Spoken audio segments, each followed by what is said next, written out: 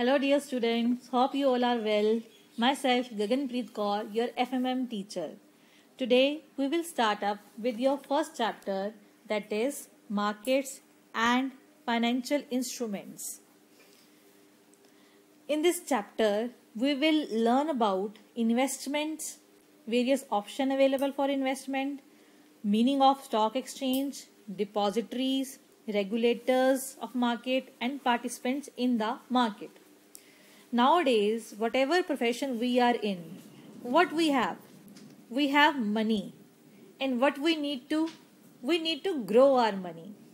For this, we have to update our knowledge about the future investments. Now, what investments are? Whatever we earn, we spend from it. And whatever is left is our savings. Now, if you keep your savings at home, you cannot earn anything upon it. Let's take an example. If you have rupees 1 lakh and you invest it in a bank's FD, that is known as fixed deposit, interest rate is at the rate of 7% per annum. So you will earn rupees 7,000 as interest per annum upon your principal amount of rupees 1 lakh.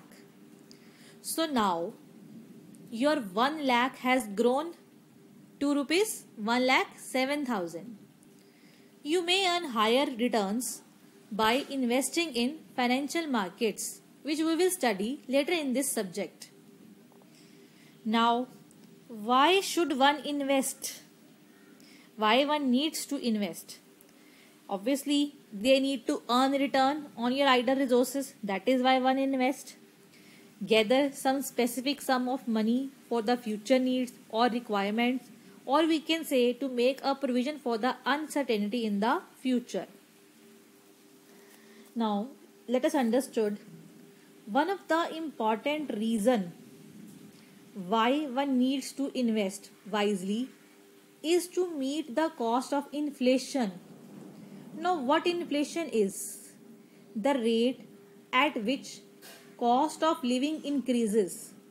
Inflation causes money to lose its value because it will not buy the same amount of goods or a service in the future as it does now. Now let's take an example of inflation. Supposingly, if today a thing costs rupees 100 to you, what will be the price of the product after 20 years? Will the price remain same? That is, if you buy one thing for rupees 100 today, will after 20 years the price be the same? No. The answer is no. Why? Because of inflation. So if you have rupees 100 today and you don't invest it anywhere, the money will lose its value.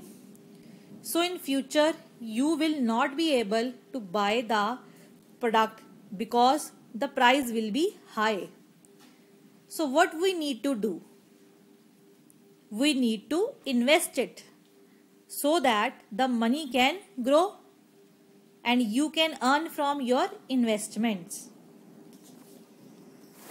Now, next is when to start investing. If I ask you, when should you plant a tree? Is there any age specified anywhere?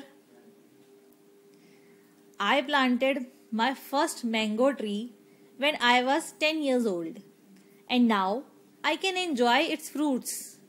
So the earlier I planted, the earlier I got the fruits. Same is the way with investment. The earlier you start investing, the more time you give your investments to grow. The more interest or dividend you will earn on it. 3 golden rules for investors are. 3 golden rules for investors are ERL. ERL stands for invest early, invest regularly, invest for the longer period.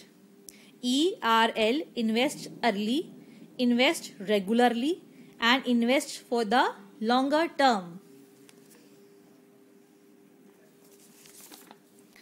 Now, next is, what care should one take while investing? Firstly, before making an investment, you should not believe in oral conversation. Rather, you should ask for written documents explaining the investment. Now, what after getting the document? Read it properly and try to understand the terms and conditions of the document, and then verify its legality, whether it is legal or illegal. Find out the benefits associated with the investment, that what you will get by investing your money, and then calculate, or we can say assess, the risk and returns of the investment. But you should not consider only the higher return, because it also accompanied with the higher risk. Now, we have to see that how easily can we reconvert our investments into cash. That means liquidity of the investment. Liquidity of the investments. Whether your investments are according to your goals, for what purpose you wanted to invest your investment, whether those are according to your goals. Important points to mention here, that one must see other investment opportunities also which are available in the market. Like, if we go to the market for purchasing a product, we compare it with its substitutes available, and then we choose the best one after comparing it. So, coming to the 9th point, examine if it fits in with our investments you are considering or you have already made. On the 10th point, you must see that you do all the transactions through the intermediaries, or I can say through a broker or a stock dealer. Seek that all the clarifications about the intermediaries and investments, and invest only if you are comfortable to do so. If you are not comfortable or you are not convinced, you must refuse your investment. You must be convinced by your investments. And lastly, if something goes wrong with your current investments program, then you should be ready for the plan B. That is for the alternate plan in case of contingencies.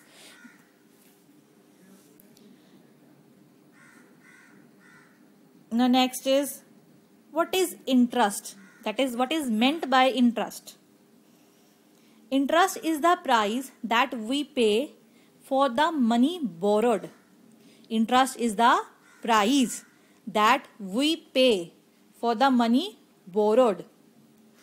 Interest is usually calculated as a percentage of principal balance. The percentage may be fixed or it may be variable. It all depends upon the term of the loan taken. And now next is, what factors determine interest rate? What factors determine interest rate? Let us discuss about it. You might have heard of the different interest rates, like when we deposit our money in a bank, when we borrow money from the bank, government borrows money from RBI. Now, how are these interest rates decided? This all depend upon some factors. The first factor is that is known as demand for money. The first factor is demand for money. It is the first factor, like many borrowers are approaching banks for loans. So the demand for money rises. Like many borrowers are approaching bank for loans. If many borrower will approach to the bank, the demand for money will rise. So bank will charge the higher rate of interest.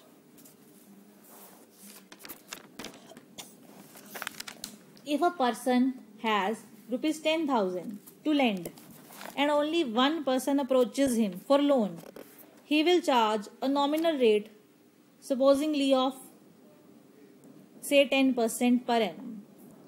But if 10 persons approach him for the same and he has rupees only 10,000 to lend, he will increase the rate of interest to 20%. This was because the demand for the money has raised. So this is the first factor, demand for money. I hope you understood. Now, the second factor which determine the interest rate is the level for government borrowings. When government borrows more money from the RBI will hike the rate of interest. Like when the government raises its demand from RBI, which is generally due to deficit financing, the RBI will increase the rate of interest. Now, the third factor is supply of money. Supply of money in the market. This point is completely opposite to the first point we have already done, that is demand for money. The more the supply of money in the market, the lower will be the rate of interest. In the other words, the larger money supply lowers market interest rate, making it less expensive for the consumers to borrow. The fourth factor will be inflation rate. The higher the inflation rate, the more interest rates are likely to rise. This occurs because lenders will demand the higher rate of interest as a compensation for the decrease in the purchasing power of the money they are paid in the future. For example, a product costing rupees 1,000 will cost rupees 1,500 in future, due to which the lender's purchasing power will decrease in future. So, he will demand higher interest from the borrower.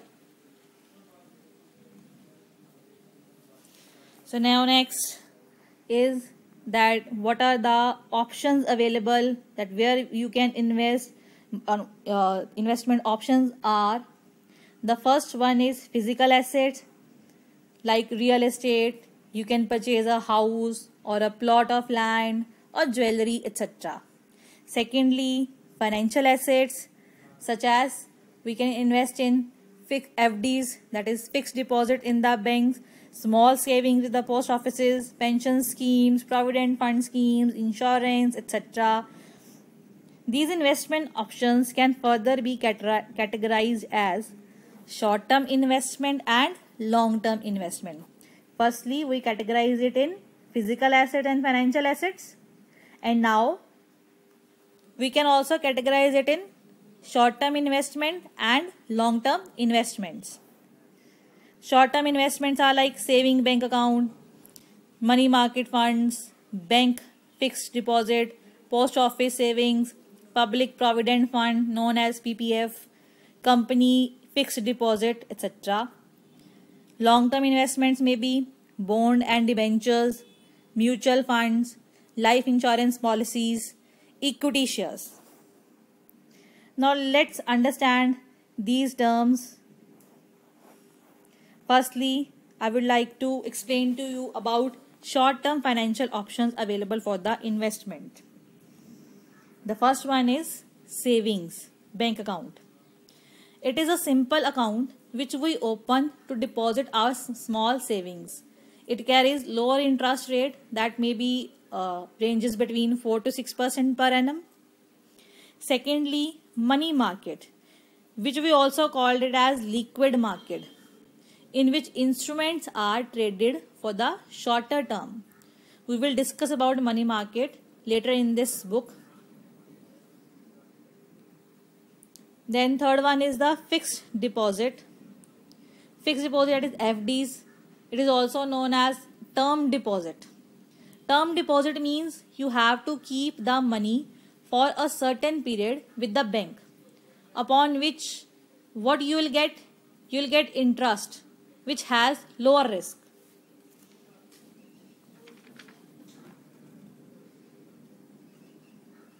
Now next are long-term financial options available for the investment. As we categorize it in the short-term and long-term, we explained savings account, money market and fixed deposit. Now let's study about the long-term financial options available for investments. The first one is post office savings. It is a post office monthly income scheme which carries lower risk. This we can understand better with the help of example. Just see this example. This is for the post office scheme. Suppose you invest rupees 4,50,000. The rate of interest is 8.4% per annum. The yearly interest will become 37,800 as we will multiply 4,50,000 with the rate of interest, that is 8.4%. This will be yearly interest upon the investment of rupees 5,50,000. And what will be the monthly interest? We will divide this 37,800, that is the yearly interest, by 12 months. So what will be the monthly interest? It will be 3,150. It means under this scheme, that is post office scheme, post office savings, you will get a monthly income of rupees 3,150 per month for the period of 6 years, because the scheme is of 6 years. At least for the period of 6 years you have to invest in. At the time of maturity, you will get an extra 10% bonus. In case of premature withdrawal, that is if the maturity date has not arrived and you want to withdraw your money, that is known as premature withdrawal, 5% will be deducted from the principal amount and also 10% bonus will be denied. So I hope the post office scheme is clear. You can also see this example which will make more clarity to the scheme. Now next is Public Provident Fund, also known as PPF. A public provident account can be opened in any of the nationalized bank. A public provident fund can be opened in any of the nationalized bank, and also the amount can be deposited any time during the year. It has a maturity of 15 years and interest is payable at the rate of 8.7% per annum, which is a compounded interest annually. You can also withdraw the amount but not earlier than 7th financial year from the date of opening of this account. Also, the amount that can be withdrawn is limited to 50% of the balance standing credit at the end of 4th year before withdrawal. Now next instrument available is company fixed deposit. Company fixed deposit. Just like bank issues its FDs, that is fixed deposit, in the same way company can borrow money from the general public by way of company fixed deposits. The rate of interest on such deposit is fixed and is payable monthly, quarterly, semi-annually or annually. These borrowings can be short term also, that is issued for a shorter period up to 6 months, or a medium term, that is from the period 3 to 5 years, which can vary. The next term is which we can invest in, in which we can invest our investments for the investment purpose. The very important. No, we will discuss it in mutual fund later. Firstly, I will discuss with you about the bonds and debentures. The central or state government or corporations and similar institutions can issue bonds. It is also a fixed income instrument, which is a promise to repay the principal amount with a fixed rate of interest on a specified date, which is known as maturity date. Now, what debentures are? Debentures are similar to bonds which issued by company. Debentures are similar to bonds which are issued by the companies. Debentures can be divided into three categories. These three categories can be convertible debentures. First one is convertible debentures, which can be converted to the equity shares at the option of the debenture holder. Second one, non-convertible debentures, which are fully repaid along with the fixed interest on the maturity. And the third one is partly convertible debentures. These are partly repaid and partly convertible into equity shares at the option of the debenture holders. So I have categorized in this debentures into three categories. First one is convertible, second one is non-convertible, third one was partly convertible. In convertible, it can be converted into equity shares. In non-convertible, the fixed amount is paid at the time of maturity. And the third one, that is partly convertible, few debentures can be converted into shares and partly will be repaid at the option of the debenture holder. The next, I was talking about the most important investment which is in the financial market is known as mutual funds. I think you must have heard about mutual fund maybe sometimes on television or from your parents. What mutual funds are? Mutual fund is an investment vehicle for investors who pool in their savings for investing in diversified portfolio of securities with the aim of attractive yield. Yield means return. Now let me explain this to you in simple language. If you have money, you may invest it in equity shares or debentures of one or two companies. Then there will be greater risk. But if many small investors pool in their money together and give it to a professionally qualified person to invest in equity shares and debentures of many companies, the risk will be comparatively less. There are greater chances of earning a good return. This is what mutual funds do. They pool in the money of small investors and give it to a AMC. AMC is known as Asset Management Company. AMC is known as Asset Management Company to invest it in different schemes according to the different risk and return requirements of the investors. I hope you understood the meaning of mutual fund. Now let's understand about the life insurance policies. This is a very simple term. Life insurance is a contract between the insurance policy holder and insurance company known as insurer, where the insurer promises to pay a certain sum of money upon the death in exchange for a yearly premium paid by the insurer. So today we will study in this lecture till here. I hope you all have understood my today's lecture. In tomorrow's lecture we will study about the next topic, that is stock exchange, equity, debt, derivatives. Again something about mutual fund, index, depositories and securities market, regulators, participants in the market. So this will be our next topic in the next video.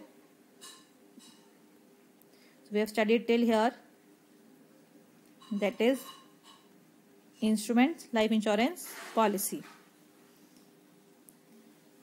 If you have for any problems, you can ask me in the comments. Thank you.